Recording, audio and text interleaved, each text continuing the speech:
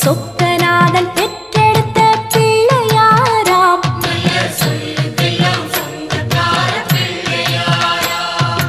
கைலாய மலைய விட்டு தெற்கே வந்தாராம். இந்த பிள்ளையாரு பட்டி கண்டு இருந்து விட்டாராம்.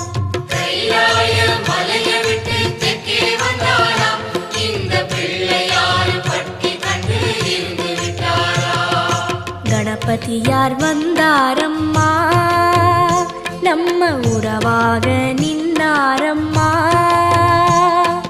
கணபதியார் வந்தாரம்மா, நம்ம உறவாக நின்னாரம்மா. சொக்க